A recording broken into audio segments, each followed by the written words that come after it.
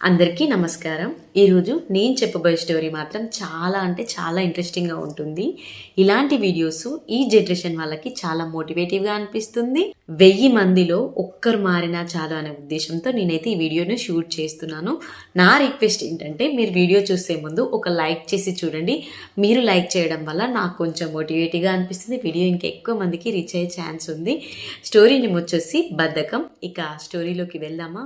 ఓ బిచ్చగాడు పొద్దున్నే రోడ్డు పైన కూర్చొని భగవంతుని పెద్ద పెద్ద కేకులు పెడుతూ తిడుతున్నాడు.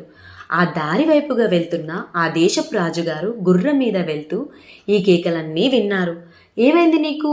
ఇంత పొద్దున్నే భగవంతుని తిడుతున్నావు అన్నారు. మీకేమిటి మహారాజులు, మిమ్మల్ని భగవంతుడు ఒక రాజుగారి కుమారుడిగా పుట్టించాడు. మీరు చక్కగా మహారాజు అయిపోయారు. నా కర్మ ఇలా ఉంది. ఒక్క రూపాయి కూడా లేని దరిద్రునిగా పుట్టించాడు. చూడండి దేవుడికి ఎంత పక్షపాతమో అన్నాడు. మహారాజు చిరునవ్వు నవ్వారు. అయితే భగవంతుడు నీకేం ఇవ్వలేదు, చిల్లి గవ్వ కూడా ఇవ్వలేదు అన్నారు. నిజం చెప్పారు మహారాజా అన్నాడు బిచ్చగాడు. సరే అయితే నీకు 10,000 వరహాలు ఇస్తాను, నీ అరచేయి కోసి ఇస్తావా అన్నారు రాజుగారు. భలేవారే, అరచేయి లేకపోతే ఎలా అన్నాడు ఆ బిచ్చగాడు.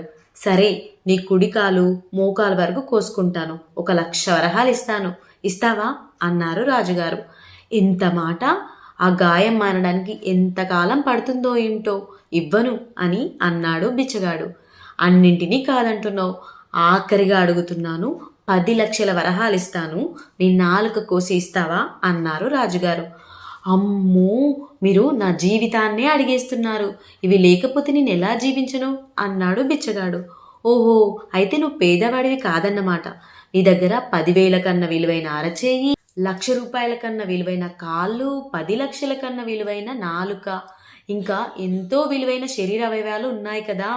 మరి ఇంత విలువైన శరీరాన్ని నీకు ఉచితంగా ఇచ్చిన భగవంతుడిని పొద్దున్నే నమస్కారం పెట్టకుండా నిందిస్తావా? ఈ శరీరం నీ ఉపయోగించి లోకానికి సేవ చేసి పుట్ట పోసుకో. అందరూ అదే చేస్తున్నారు, ఓ ఇక నుంచి అన్నారు రాజుగారు. సోమరితనం మనిషిని మరింత నాశనం చేస్తుంది. ఎదుటివారిని చూసి ఏడవడం కాదు, ఆ విధంగా పైకి ఎదగడానికి కష్టపడి పనిచేయాలి.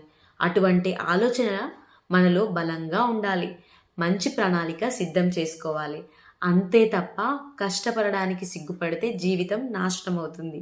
సోమరితనం మనిషిని మరింత చెడ్డ వ్యక్తిగా మారుస్తుంది. జీవితంలో గొప్ప వ్యక్తిగా ఎదగడానికి కృషి చేయాలి.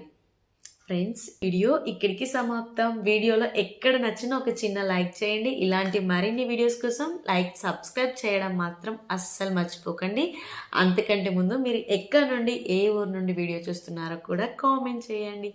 Thank you.